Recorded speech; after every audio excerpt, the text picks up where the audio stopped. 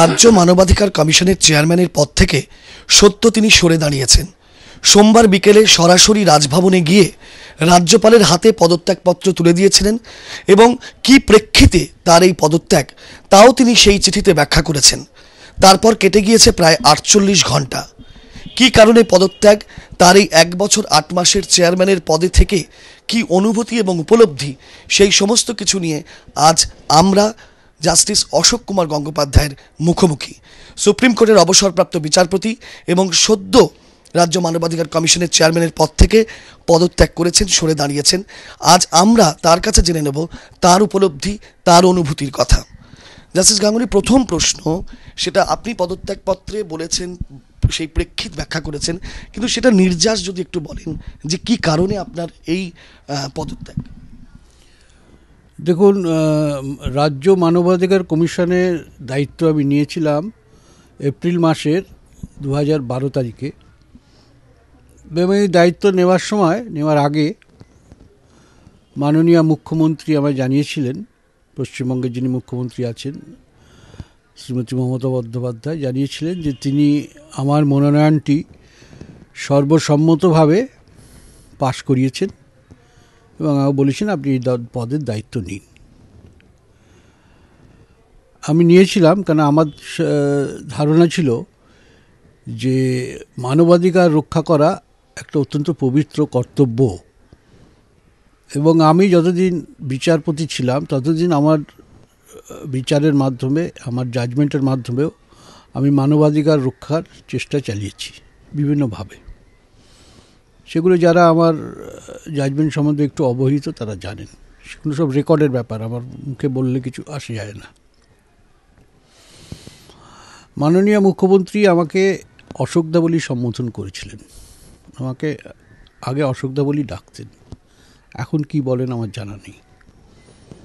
আমি তাঁর কথায় এই পদটা নিয়েছিলাম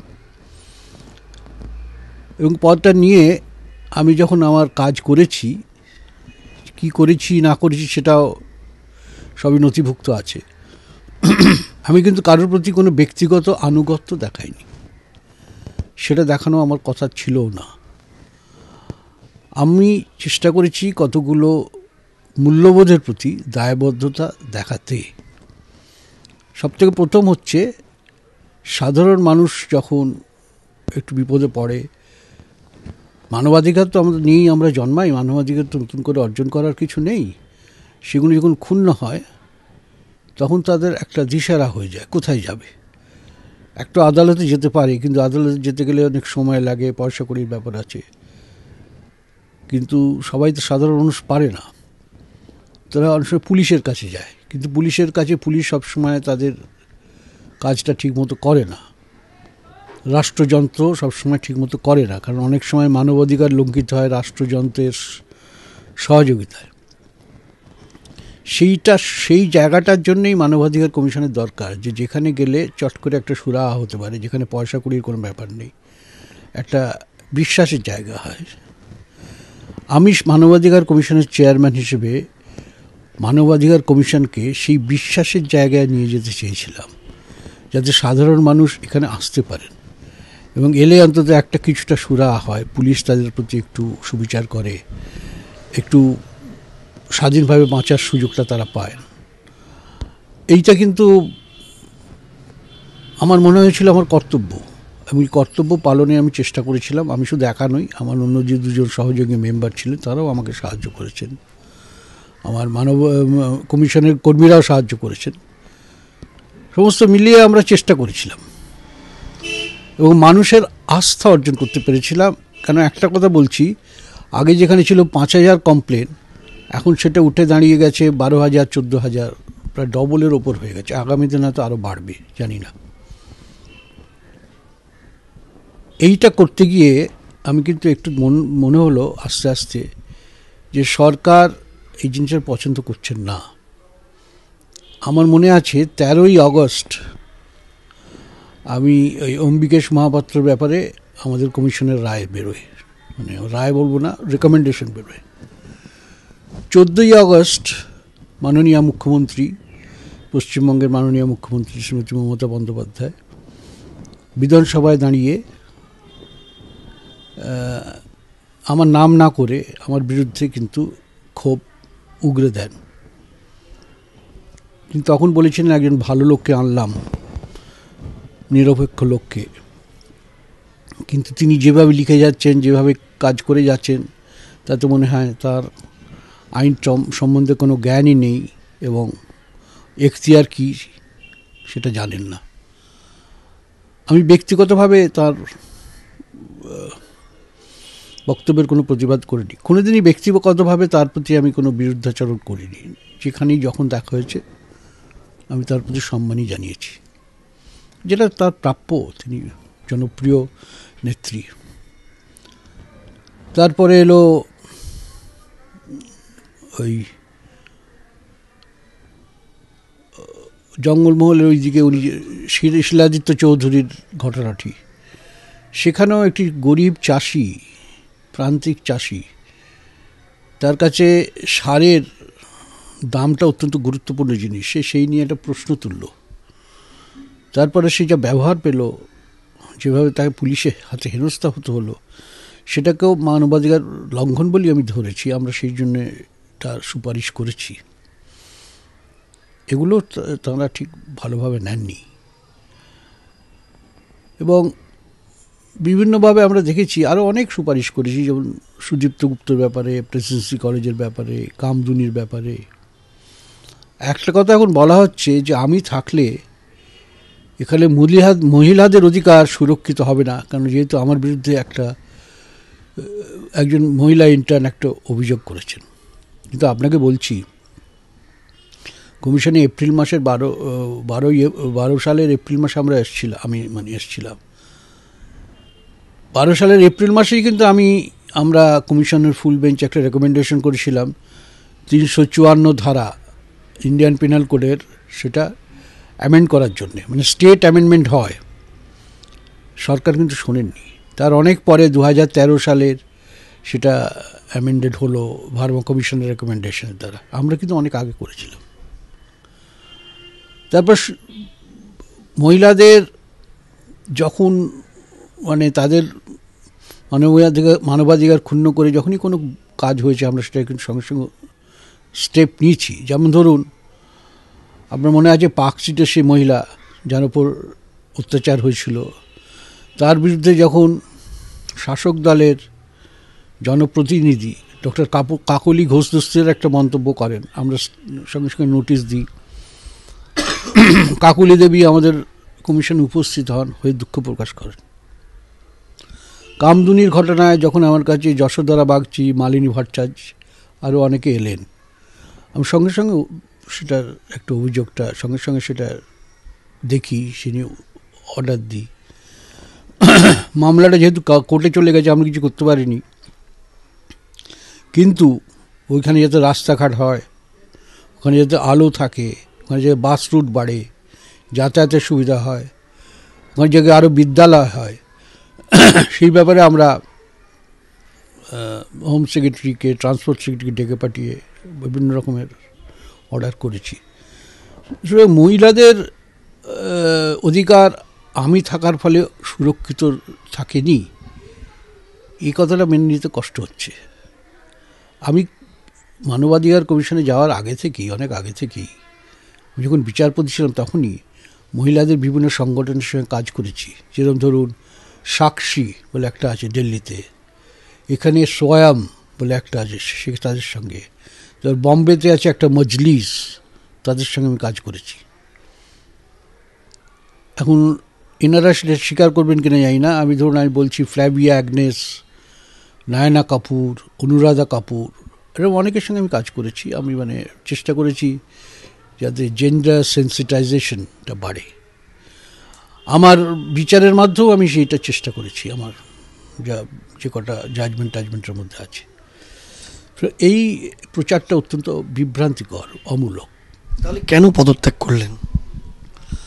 পদত্যাগ করছি তার একটাই কারণ, কেননা যেভাবে প্রথম কথা, সুপ্রিম কোর্ট যেভাবে একটা প্রসিডিং করলো আমার বিরুদ্ধে, সেটা একদম বেআইনি। সুপ্রিম কোর্ট বলেছে প্রসিডিংটা করে মানে রিপোর্টটা দেওয়ার সময় প্রধান বিচারপতি বলেছেন যে আমাদের রিটায়ার্ড জাজের বিরুদ্ধে, ওটা তুলে দিন, রিটায়ার্ড জাজের বিরুদ্ধে কোনো অভিযোগ গ্রহণযোগ্য নয়। কিন্তু আমি যে রিটায়ার্ড জাজ সেটা কি তারা জানতেন না? তিনি আমার বিরুদ্ধে এই তদন্তের মানে যথার্থতা প্রমাণ করার জন্য বলেছেন যে কাগজের ভিত্তিতে ছিল তারা এটা শুরু করেছিল সেখানে লেখা ছিল সুপ্রিম কোর্ট জাজ। তো ওনারা কি তদন্ত শুরু করেন কাগজের খালি হেডিংটা দেখে? কাগজটাও পড়েন না? এটা তো আমার পক্ষে গ্রহণ করা খুব শক্ত ব্যাপার। আমি যে রিটায়ার্ড জাজ এটা জানার জন্য কি তদন্ত কমিশনের দরকার হয়? এই প্রধান বিচারপতির দ্বারা, যিনি আমার সঙ্গে কাজ করেছেন, জানেন আমি রিটায়ার করেছি। আমার রিটায়ারমেন্টের যে সুপ্রিম কোর্টের যে আনুষ্ঠানিকভাবে যে একটা পার্টি হয় তাতে এরা সবাই ছিলেন, উপস্থিত ছিলেন। আমি যে রিটায়ার করেছি এটা জানার জন্য কি কমিটির দরকার হয়? আমি তো খুব অবাক হলাম। এবং স্বীকার করছেন ওনাদের কোনো এখতিয়ার নেই, তা সত্ত্বেও কমিটি করলেন, এই সমস্ত করলেন। আমি যখন কমিটির সামনে গেলাম, আমাকে ইন্টার্নের একটা বিশাল বড় একটা বক্তব্য দেওয়া হলো, সে 60-70 পাতার উপর। আমি বললাম এটা আমাকে একটু পড়তে দিন, বুঝতে দিন। না, আপনাকে এখানে দেখে এখানেই উত্তর দিতে হবে। বললেন কারা? না, আমার প্রাক্তন কলিগরা। আমি তো হতবাক হয়ে গেলাম। আমাকে এটা দেওয়া হবে না, তার কারণ হচ্ছে এটা অত্যন্ত গোপনীয় একটা নথি। যেটা হচ্ছে 27 তারিখ সন্ধ্যে, আমি বলছি 5:30 6টার ঘটনা। 30 তারিখে দেখলাম খবরের কাগজে, এবেলা কাগজে মেয়েটির বয়ানের বাংলা তর্জমা বেশিরভাগটা বেরিয়ে গেছে। এবং সেখানে কাগজটি লিখেছে যে এটা আইন মন্ত্রকের মাধ্যমে পেয়েছি। তো কবে আইন মন্ত্রকের কাছে গেল, কিভাবে কাগজে বেরোলো? নিশ্চয়ই 29 তারিখের মধ্যে এটা এবেলার হাতে এসছে, 27 থেকে 29 তারিখের মধ্যে। আমাকে বলা হলো 27 তারিখ সন্ধ্যাবেলায় যেটা অত্যন্ত গোপনীয় নথি। আমি সুপ্রিম কোর্টের বিচারপতিকে বলেছি এর উপর তদন্ত করুন, কী করে গেল আপনাদের নথি? কোনো উত্তর পেয়েছে? আজ অবধি পাইনি। এটা কি অবিচার নয়? আমি আপনাকে জিজ্ঞেস করছি। সুপ্রিম কোর্ট যেখানে এত বড় বড় রায় দিচ্ছেন জজেরা, আমার এক আত্মীয়া বলেছেন, খুব সুন্দরভাবে বলেছেন, যে এটা দেখে তো মনে হয় যে একটা ছেলে যে খুব সুন্দর এসে লেখে, তাকে যখন বলা হয়, সে বললো আমি অ্যালফাবেট চিনি না, অক্ষর চিনি না, কিন্তু এসেটা লিখে ফেলতে পারি। এটা তো ঠিক সেই রকম। ওনারা এইটুকু নিশ্চয়ই জানেন যে একজন যে বিচারপতি রিটায়ার করে গেছে তার ওপর ওনাদের কোনো অ্যাডমিনিস্ট্রেটিভ জুরিসডিকশন নেই। আমি ওনাদের কোনোদিন এমপ্লয় ছিলাম না, কোনো অ্যাডমিনিস্ট্রেটিভ জুরিসডিকশন নেই। তা সত্ত্বেও ওরা অ্যাডমিনিস্ট্রেটিভ একটা কমিটি করলেন, কীভাবে করলেন জানি না, কী আইনের বলে। তারপর সেই কমিটি আমাকে এইভাবে ট্রিট করলো। আরও অনেক কমিটির কাজের মধ্যে মানে বিচ্যুতি আছে। মেয়েটির নাকি তারা মৌখিক বয়ান নিয়েছেন। কি মৌখিক বয়ান আমি তো জানি না, আমার দেননি।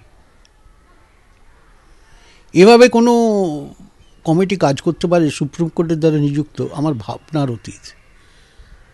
একটা বিষয় যেটা সুপ্রিম কোর্টের, সেই জিনিসটা হওয়ার পরই আমার বিরুদ্ধে প্রচারটা অত্যন্ত মানে যাকে বলে আরও ভীষণ মাত্রা পেল। সবাই বলতে লাগলেন যে সুপ্রিম কোর্ট আমাকে দোষী সাব্যস্ত করেছেন। সাধারণ লোকের পক্ষে এইসব আইনের ব্যাপারটা তো বোঝা সম্ভব নয়, তাদের আমি দোষ দিই না। তো সুপ্রিম কোর্ট কী করে এটা করলেন, আমি তো আজও আমার কাছে এটা একটা বিস্ময়ের ব্যাপার। আমি সঙ্গে সঙ্গে চিঠিও লিখলাম, কিন্তু জানি না আমি এই চিঠির কোনো, আমি যে বক্তব্যগুলো লিখেছি সেই বক্তব্যের প্রেক্ষিতে সুপ্রিম কোর্ট কী করে ব্যাপারটার সমাধান করবেন। ধরুন আপনাকে একটা উদাহরণ দিচ্ছি। আপনি আমার কাছে এসছেন, আমাদের মধ্যে একটা তুমুল তর্ক হলো, বিতর্ক হলো, এখানে একটা মারপিট হলো, আপনি আহত হলেন কি আমি আহত হলো। এটা কে করেছে না করেছে এটা কি সুপ্রিম কোর্ট বিচার করবে? আপনাকে আমি প্রশ্ন করছি, করবে? আরেকটা বিষয় যে আনওয়েলকাম বিহেভিয়ার, যেটা প্রাইমা ফেসি বলা হচ্ছে, এইটাকে কিভাবে ব্যাখ্যা করা? মানে আনওয়েলকামটা কার কাছে? আনওয়েলকামটা কার কাছে আমি জিজ্ঞেস করছি? মেয়েটির কাছে, তাই তো? আচ্ছা, আনওয়েলকাম যদি হবে তো মেয়েটি অতক্ষণ থাকলো কেন? এই যেমন আপনি আমার কাছে এসছেন, আমার বিহেভিয়ার যদি আপনার প্রতি আনওয়েলকাম হয়, আপনি তো বেরিয়ে যাবেন। এটা তো কোনো লুকোনো জায়গায় হয়নি যে একটা সাংঘাতিক দূরে একটা অপর জায়গায় একটা গ্রামের মধ্যে যেখান থেকে বেরোনোর রাস্তা নেই, কমিউনিকেশনের রাস্তা নেই, কোনো একটা কান্ট্রি হাউসে, তা তো নয়। একটা নামকরা হোটেলে, সেই হোটেলের প্রতিটি জায়গায় টেলিফোন থাকে। মেয়েটি যদি মনে করে আনওয়েলকাম বিহেভিয়ার সঙ্গে সঙ্গে টেলিফোন তুলে রিসেপশনে বলতে পারতো যে আমি এখানে ভালো লাগছে না, I want to go down, কিংবা দরজা খুলে বেরিয়ে যেতে পারতো। সে মেয়েটি তো বলেনি যে তাকে কোনো বাধা দেওয়া হয়েছে। সে ডিনার অবধি রইলে কেন? আর ওয়াইন খাওয়ানোর একটা গল্প এসছে। আপনাকে আমি বলছি, আমার স্ত্রীকে, আমার তো এতদিনের পুরনো, মানে 45 বছরের উপর ঘর করছে, আমি এক গ্লাস ওয়াইন খাওয়াতে পারি না যদি তিনি খেতে না চান। আপনাকে পারবো? আমি জিজ্ঞেস করছি, আপনাকে পারবো? আপনি বলেন না, আমি খাবো না। তো আনওয়েলকামটা কোথায় হলো? তারপর সে গাড়ি অবধি তাকে পৌঁছে দিলাম, তার গাড়ির ব্যবস্থা করলাম। সে বলেছে যে যখন এসছিল আমি বলছিলাম কাজ করতে সময় লাগবে। কাজ করেছে, সে প্রায় 20-25 পাতা টাইপ করেছে। কাজ করতে সময় লাগবে বলে তার জন্য অন্য একটা ঘরের ব্যবস্থা করছিলাম। সেটা কি অন্যায় কাজ? যেহেতু ও বলছে আমি তাড়াতাড়ি যেতে হবে, আমি তখন যদি দেরি হয়ে যায়, আর একটা ঘরের ব্যবস্থা করছি। ঘর পাওয়া গেল না, কারণ তখন সব বুকড ছিল। আমি তখন গাড়ির ব্যবস্থা করলাম।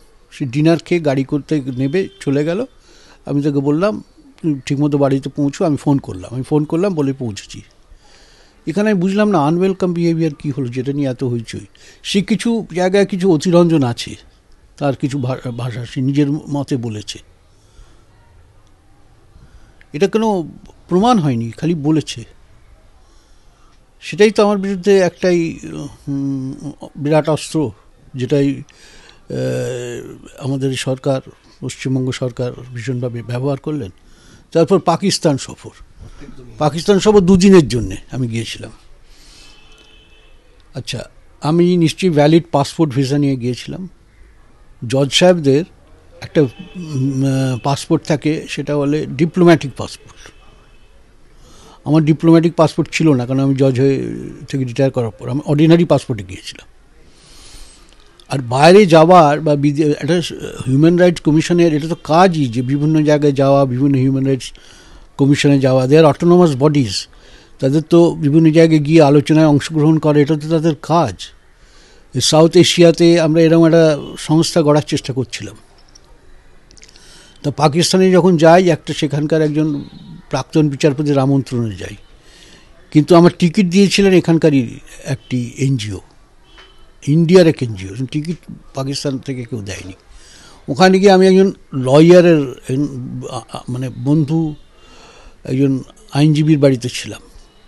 এটাকে ক্যাজুয়াল হসপিটালিটি বলে আপনার ওই FCR অ্যাক্টে, 1 নম্বর। 2 নম্বর হচ্ছে FCR অ্যাক্টের বোধহয় 6 ধারায় বলা আছে যে বিধিনিষেধ আছে বাইরে যাওয়ার ব্যাপারে, হসপিটালিটি অ্যাকসেপ্ট করার ব্যাপারে, সেগুলো অ্যাপ্লিকেবল হবে অনেক জাজ মানে সিটিং জাজ। আমি তো সিটিং জাজ নই। তো আমার যে মৌলিক অধিকার আছে বাইরে যাওয়ার, সেটা তো সুপ্রিম কোর্ট স্বীকার করে নিয়েছে। সেইটাকে একমাত্র আটকানো যায় আইনের দ্বারা। কোন আইনে এটা বন্ধ করা যায় আমি তো জানি না। আমি নাম করতে চাই না, আমার দয়া করে নাম করতে বলবেন না। অবশ্য প্রথম চেয়ারম্যান নন, পরে একজন চেয়ারম্যান ছিলেন এখানকার পশ্চিমবঙ্গ মানবাধিকার কমিশনে। তিনি, আমি যা শুনেছি, 1 মাসের ওপর বাইরে ছিলেন, আমেরিকায় ছিলেন। সেই নিয়ে কোনো কথা তো ওঠেনি। আমি 2 দিনের জন্য থাকলাম, সেই নিয়ে এত হই। তারপর ওই মোহনবাগান ক্লাবের এই ব্যাপারটা আরবিট্রেট করার ব্যাপারে, যেটা আমাদের আইনে মানা আছে, বারণ করা আছে, সেটা হচ্ছে পেড এমপ্লয়মেন্ট। এমপ্লয়মেন্ট মানে তো একটা এমপ্লয়ার থাকে, একটা এমপ্লয়ি থাকে। তো যে আরবিট্রেটার অ্যাপয়েন্টেড হয়, যাকে অ্যাপয়েন্ট করা হয়, সে তো কখনোই যে অ্যাপয়েন্ট করছে তার এমপ্লয়ি নয়, কারণ সে তো স্বাধীনভাবে কাজ করে। এখানে এমপ্লয়মেন্টের কনসেপ্ট কী করে আছে? সুপ্রিম কোর্টের রায় আছে যেখানে এমপ্লয়মেন্ট হতে পারে না। আরবিট্রেশন কখনোই পেড এমপ্লয়মেন্ট হতে পারে না, ওনারা বললেন সেটা। তার মানে এই দুটোতেই যে অভিযোগ উঠেছে সেটা আপনি আমি তো আমার চিঠিতে বলেছি, অমূলক মিসকনসিভড। এবং মূল যেটা অভিযোগ মহিলার প্রতি, সেটাও তো এইভাবে তার রেফারেন্স হতে পারে না। বিশদ আমি আইনি ব্যাখ্যা আমি হয়তো যদি পারি কোনো লিখব। তাহলে কেন এগুলো হচ্ছে?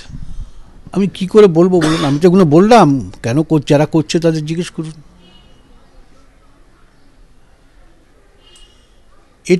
এটা পরিষ্কার যে সরকার আমার এই মানবাধিকার কমিশনের এই চেহারাটা বোধহয় পছন্দ করছেন না, এটা আমি বুঝতে পেরেছি। আপনি যে ওই ইন্টার্নের অভিযোগকে নিয়ে প্রশ্ন তুলছেন, তাহলে আপনি কেন মানহানির মামলা বা কোনো আইনি পদক্ষেপের দিকে যাচ্ছেন না? দেখুন, আপনাকে একটা কথা বলি, আমি জীবনে প্রথম শুরু করেছিলাম শিক্ষক হিসেবে, আমার কর্মজীবন শুরু হয়েছিল। এবং আমার মনে হয় শিক্ষকতা একটা অত্যন্ত নোবেল প্রফেশন। শিক্ষকতাটা, যারা শিক্ষক তাদেরকে আমি অত্যন্ত সম্মান করি। যাই করে থাকুক মেয়েটার কাছে তো আমি একটা শিক্ষকের একটা মর্যাদা তো পেয়েছি। এবং সে প্রথম ব্লগে কিন্তু লিখেছিল আমার প্রতি তার রেসপেক্ট আছে, সে আমার প্রতি তার কোনো বিদ্বেষ নেই। প্রথম ব্লগ যেটা নিয়ে লিখেছিল, পরেও বোধহয় 2-1 বার বলেছে। তার বিরুদ্ধে আমি মামলা করব শিক্ষক হয়ে? তার থেকে আমার কারাবাস ভালো। আমি কোনো দিনই যেন আমার এই মনে অভিসন্ধি না হয় যে একজন ইন্টার্ন যে আমার কাছে শিক্ষানবিশ হিসেবে এসেছিল তার বিরুদ্ধে আমি মামলা করব। সে যদি কোর্টে গিয়ে আমার বিরুদ্ধে মামলা করে, তখন আমাকে নিজেকে আত্মপক্ষ সমর্থন করতে হবে। তো আমি আগ বাড়িয়ে তার বিরুদ্ধে মামলা করব, এটা আমি ঘুণাক্ষরেও ভাবতে পারি না, এটা আমার মনে আসে না। এটা করলে পুরো শিক্ষক সমাজকে একটা অপমান করা হয়, আমি করতে পারবো না। কিন্তু অন্য তরফে যদি কোনো আইনি প্রক্রিয়া হয়, সেই লড়াইটা আপনি করবেন? সে যদি করে, চেষ্টা করতে হবে আমাকে। আর সুপ্রিম কোর্টের এই ভূমিকাটা যেটা আপনি প্রশ্ন তুলছেন, সেটাই বা কেন রাজ্য সরকারের নয়? একটা অত্যন্ত দুঃখের, আমি তো বললাম সুপ্রিম কোর্ট নিজের সেটা বোধহয় চিফ জাস্টিসের অর্ডারটা পড়লে দেখতে পাবেন, তিনি বলেছেন যে এটা ইজ নট এন্টারটেনেবল। আমি তো আপনাকে একটা উদাহরণ দিচ্ছি, এখন আপনার সঙ্গে যে আমার কোনো রকম সাংঘাতিক, ধরুন আমার ভাই আছে, সম্পত্তি নিয়ে যদি বিবাদ হয় আমার ভাইয়ের সঙ্গে, হবে না, কারণ আমরা অত্যন্ত ভালোভাবেই থাকি, সে আমার ছোটো ভাইয়ের মতো। সে নিয়ে যদি কোনো বিবাদ বিসংবাদ হয়, সে কি সুপ্রিম কোর্টে সোজা সে যেতে পারবে না, আমি যেতে পারবো? কিছু কি মনে হচ্ছে কোনো কনস্পিরেসি বা কোনো কিছু? আমি কি বলবো বলুন, আমি না জেনে না বুঝে তো বলতে পারি না। কিন্তু আমি যেটা ঘটনা, যেটা আমি একটা যেটা ঘটনা ঘটেছে সেইটার উপর বলতে পারি। আমি তো সুপ্রিম কোর্টের বিরুদ্ধে আমি কিছু বলতে চাই না, কারণ আমি সেখানে কাজ করেছি। সারা ভারতবর্ষের মধ্যে, শুধু ভারতবর্ষ না, সারা পৃথিবীর মধ্যে সবথেকে ক্ষমতাশালী এটা হচ্ছে বিচারালয়। এই জন্যে, কারণ এদের অসীম ক্ষমতা সুপ্রিম কোর্টের, এবং ভারতবর্ষের এত বড় বৃহত্তম গণতান্ত্রিক দেশের সর্বোচ্চ আদালত, তার বিরুদ্ধে আমি কিছু বলতে চাই না। কিন্তু আমার বিরুদ্ধে যেটা হলো, আমার সঙ্গে যে ব্যবহারটা হলো, এটা কি ফেয়ারলি হয়নি, সেটা আমি আমার চিঠিতে লিখেছি পরিষ্কার করে। আর কি করব? আর কাউকে কোনো চিঠি লিখেছেন আপনি যেদিন পদত্যাগ পত্র দিতে গেলেন, সেদিন কি ন্যাশনাল উইমেন্স কমিশন বা কাউকে? না, আমার পদত্যাগপত্র দিতে গিয়ে সেদিন তো আমি পদত্যাগপত্র তো গভর্নরকে অ্যাড্রেস করতে হয়। ন্যাশনাল উইমেন্স কমিশনকে অন্য একটা চিঠি দিয়েছি, সেটা অন্য একটা ব্যাপার, তার সঙ্গে আমার পদত্যাগের কোনো সম্বন্ধ নেই। এই প্রেক্ষিতে এই একটা পরিস্থিতি আবহ তৈরি হয়েছে, দেশ জুড়ে সমালোচনা, জল্পনা, সেই জন্যই আপনার পদত্যাগ?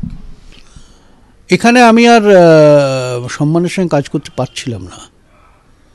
প্রতিদিন প্রায় আমি 2-3 দিন দেখেছি যে আমি যখন কাজ করছি, গেটেতে ভীষণ একটা উত্তাল একটা জনসভা হচ্ছে, আমার এফিজি পড়ানো হচ্ছে।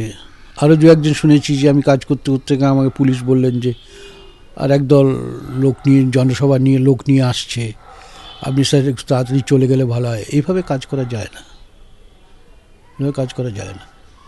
আমি যেখানে কাজ করেছি মাথা উঁচু করে করেছি, এইভাবে আমি পদ আঁকড়ে পড়ে থাকতে চাইনি। একদম সাম্প্রতিককালে যখন আপনি কাজ করছিলেন আপনার 2 সদস্য যারা আগে ছিলেন তারা রিটায়ার করেন, নতুন একজন সদস্য এসেছেন, তারপরে কাজে কোথাও কি কোনো মতান্তর হচ্ছিল? নতুন যিনি সদস্য এসেছেন তার বিরুদ্ধে আমার কিছু বলার নেই, তবে একটু মতান্তর হচ্ছিল, এইটুকু বলতে পারি, এর বেশি কিছু বলবো না। মানে সেটা কি আপনার কাজের ক্ষেত্রে বা কোনো অর্ডার দেওয়ার ক্ষেত্রে, নির্দেশগুলোর কার্যকর করার ক্ষেত্রে অসুবিধার সম্মুখীন হচ্ছিলেন? ঠিক এখনই সেটা বলা যায় না, কিন্তু দু একটি ক্ষেত্রে আমার মনে হচ্ছিল ওনার মতামতটা একটু ভিন্ন ধরনের। এখনই সেটা বলতাম, বেশি দিন তো সুযোগ হয়নি, তার আগে তো আমি ছেড়ে দিলাম। এমনকি সোমবার দিন যেটা শেষ নির্দেশ আপনি জারি করেন কেশপুরের স্কুল শিক্ষিকা, সেখানেও কি কোনো নোট বা কোনো একটা, আপনি যে দুজনকে ডাকতে চেয়েছিলেন সেখানেও একটা মতান্তর হয়েছিল যে একজনকে পুলিশকে ডাকা যাবে না? হ্যাঁ, উনি এই ধরনের একটা মন্তব্য করেছিলেন। আমি বললাম ঠিক আছে, উনি যখন বলছেন পুলিশকে ডাকা যাবে না, পুলিশকে না ডেকে আমরা স্কুলের ডিআইকে বোধহয় ডেকেছি, সেটা হয়েছে। এই 1 বছর 8 মাস বা 9 মাসের যে উপলব্ধি, এটা আপনি মানে কিভাবে ব্যাখ্যা করবেন এবং এখন সেটা থেকে সরে আসা?